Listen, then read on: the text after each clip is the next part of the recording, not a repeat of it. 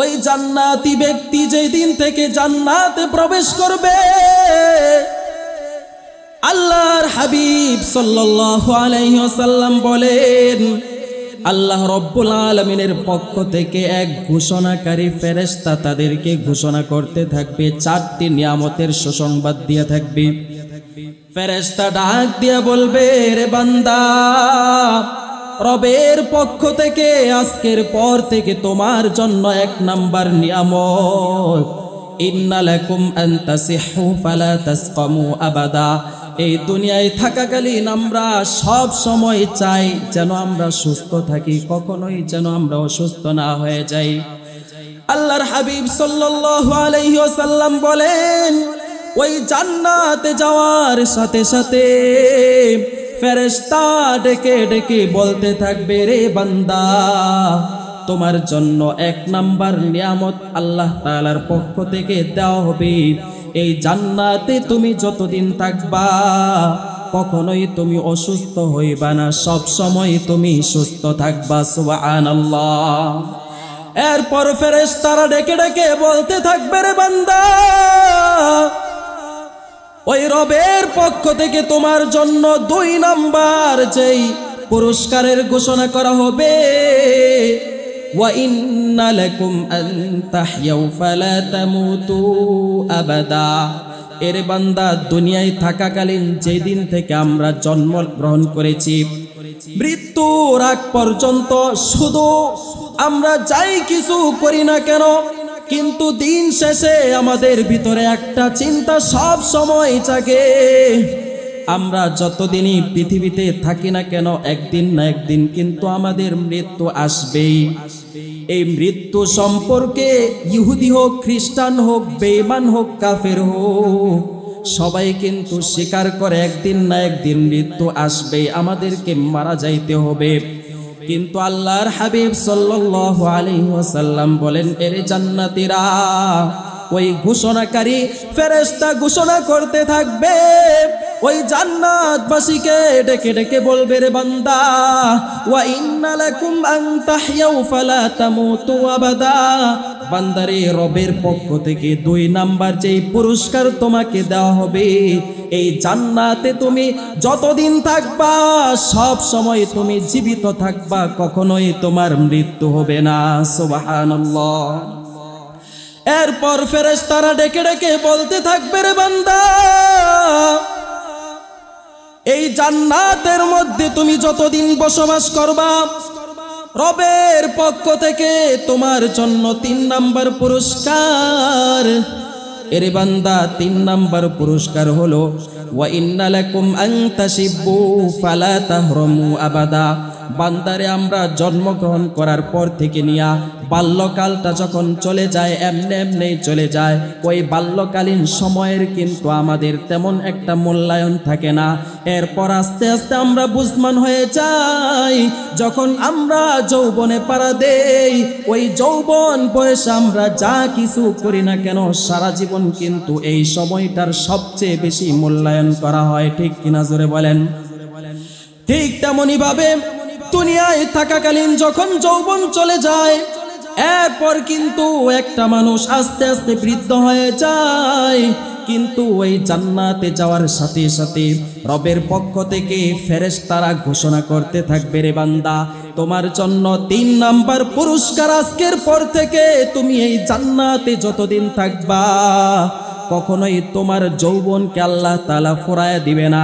সব সময় তুমি যতদিন জান্নাতে থাকবা তুমি টকবগে যুবক থাকবা। সুবহানাল্লাহ। এরপর ফেরেশতারা ডেকে ডেকে বলতে থাকবে, রে বান্দা, রবের পক্ষ থেকে তোমার জন্য 4 নাম্বার পুরস্কার। বান্দারে, দুনিয়ায় থাকাকালীন এই রিজিকের পিছনে কত কষ্ট তোমরা করেছ। দুনিয়ায় থাকাকালীন আমরা যখন একদিনের রিজিক আমাদের সংগ্রহ হয়ে যায়, দ্বিতীয় দিনের জন্য কিন্তু আমরা রিজিকের জন্য তালাশ করতে থাকি, চিন্তা করতে থাকি। ঠিক তেমনি ভাবে যখন আমাদের 1 সপ্তাহের রিজিক অন্বেষণ আমরা করে ফেলি, দ্বিতীয় সপ্তাহে আমরা কিভাবে চলবো সেই ফিকির কিন্তু আমরা করতে থাকি। বান্দারে, যখন আমরা এক মাসের রিজিক উপার্জন করে ফেলি, দ্বিতীয় মাসে আমরা কিভাবে চলবো এই টেনশনে কিন্তু আমরা সব সময় ঘুরতে থাকি। কিন্তু রবের পক্ষ থেকে ওই দিনের জন্য তোমার জন্য চতুর্থ নাম্বার পুরস্কার, এই জান্নাতে তোমরা যতদিন থাকবা ওই রবের পক্ষ থেকে ঘোষণা করা হবে যেই সমস্ত নিয়ামত তোমাদেরকে রবের পক্ষ থেকে দেওয়া হয়েছে, দিন দিন এই সমস্ত নিয়ামতগুলো বাড়তেই থাকবে। কখনোই তোমার কাছ থেকে এই নিয়ামতগুলোকে ছিনিয়ে নেওয়া হবে না। সুবহানাল্লাহ। তাহলে আমরা বুঝতে পারলাম জান্নাতীরা যখন জান্নাতে যাওয়ার পর একজন আরেকজনকে এরকম প্রশ্নগুলো করতে থাকবে, তাহলে তাদের এই সমস্ত প্রশ্নের জবাবগুলো আল্লাহর হাবিব সাল্লাল্লাহু আলাইহি সাল্লাম হাদিসের মাধ্যমে জানিয়ে দিয়েছেন। কাজেই জান্নাতে যাওয়ার পর দুনিয়াতে আমরা যতই কষ্ট করছি না কেন, যেদিন আমরা জান্নাতে প্রবেশ করব আর কোনো কষ্ট পেরেশানি রবের পক্ষ থেকে আমাদের সামনে আসবে না। এবার আসুন দেখি যারা জাহান্নামে যাবে তাদের কি অবস্থা হবে। আল্লাহ রাব্বুল আলামিন সূরাতুল হাক্কা 31-32 নম্বর আয়াতের মধ্যে রব্বুল আলামিন বলেন, খুযুহু ফাগুল্লুহু সুম্মাল জাহিমা সাল্লু। আল্লাহ রাব্বুল আলামিন ফেরেশতাদেরকে ডাক দিয়ে বলবে, রে ফেরেশতা, এই বান্দার গলার মধ্যে রশি লাগায় দাও। সুম্মাল জাহিমা সাল্লু, এই বান্দাকে জাহান্নামে নিয়ে নিক্ষেপ করে দাও। সুম্মা ফি সিলসিলাতিন দারউহা 70 যিরাআন ফাসলুকু, এই বান্দাকে বিশাল বড় 70 গজ লম্বা শিকল দিয়া ঘেটে দাও। তাফসীরে কুরতুবীর মধ্যে বলা হয়েছে, হযরত কাব ইবনে আহবাব রাহিমাহুল্লাহ বলেন, ওই শিকলের এক একটা আংটা কতটুকু লম্বা হবে, কত হাদিদিদ দুনিয়া। ওই তাফসীরের মধ্যে বলা হয়েছে ওই শিকলের এক একটা আংটা হবে দুনিয়া থেকে নিয়া ওই আসমানের দূরত্ব যতটুকু, এতটুকু লম্বা লম্বা হবে ওই শিকলের এক একটা আংটা। আল্লাহ রাব্বুল আলামিন ফেরেশতাদেরকে ডাক দিয়ে বলবে, ফেরেশতা, খুযুহু ফাতিলুহু ইলা সাওয়াইল জাহিম, এই বিশাল লম্বা শিকল দিয়া তাকে তোমরা কেটে দাও, এরপর তাকে পেঁচায়া হেসরায়া নিতে নিতে ওই জাহান্নামের মাঝখানে নিয়ে নিক্ষেপ করো। এর মধ্যেই যদি শাস্তি শেষ হয়ে যাইতো, বন্ধ হয়ে যাইতো, কতই না ভালো ছিল। কিন্তু না, রবের পক্ষ থেকে বলা হবে, সুম্মা ফি সিলসিলাতিন যারউহা 70 যিরাআন ফাসলুকু। এরপর আল্লাহ তাআলা ফেরেশতাদেরকে ডেকে ডেকে বলতে থাকবে, রে ফেরেশতা, এর মাথার মধ্যে গরম পানি ঢেলে দাও।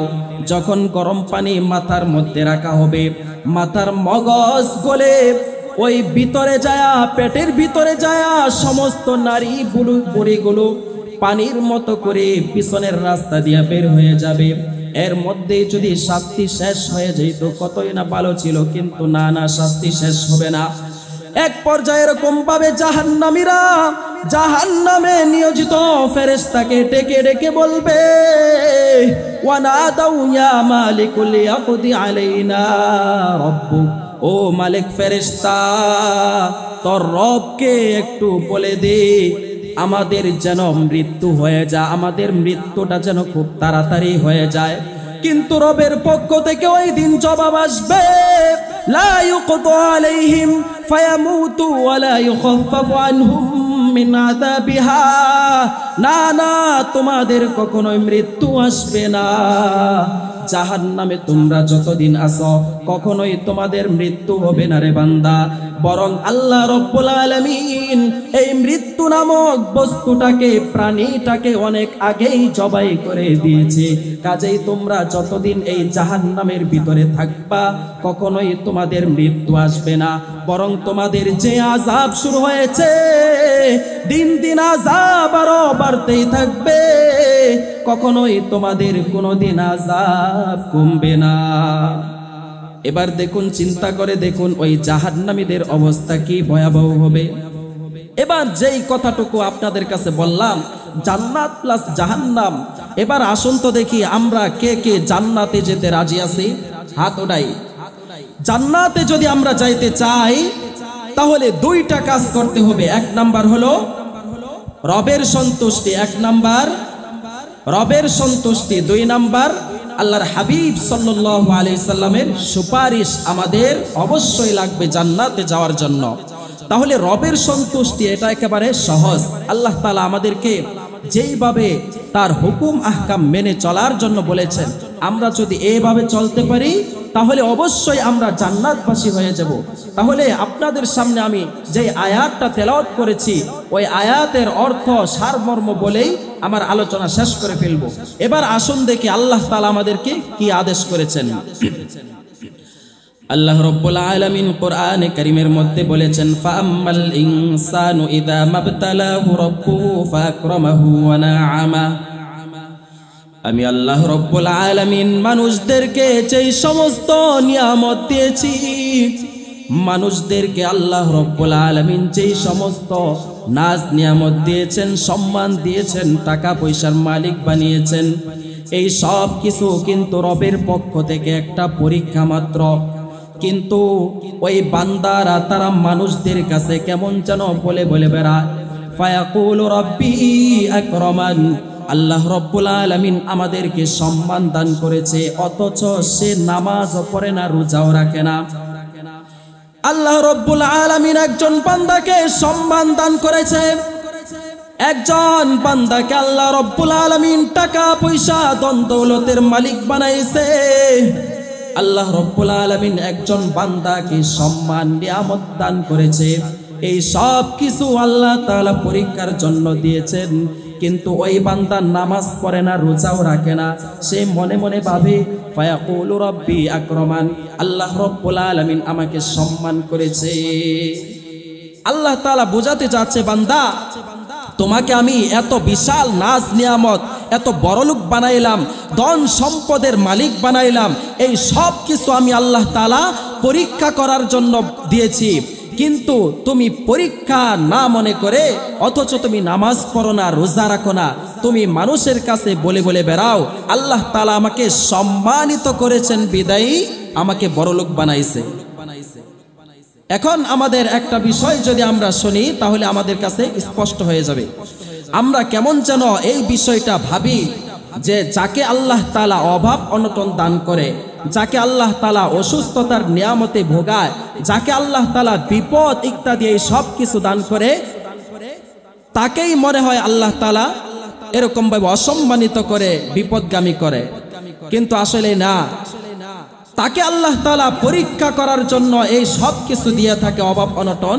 পাশাপাশি যাদেরকে আল্লাহ তাআলা সব সময় নিয়ামতের মাঝে ডুবিয়ে রাখেন, তাকেও কিন্তু আল্লাহ তাআলা পরীক্ষা করার জন্যই দিয়ে থাকেন। যদি তাই না হতো তাহলে কারুনকে আল্লাহ তাআলা সম্পদ কম দিয়েছিল? কি বলেন? কারুনকে আল্লাহ তাআলা কত বিশাল সম্পদের মালিক বানিয়েছিলেন।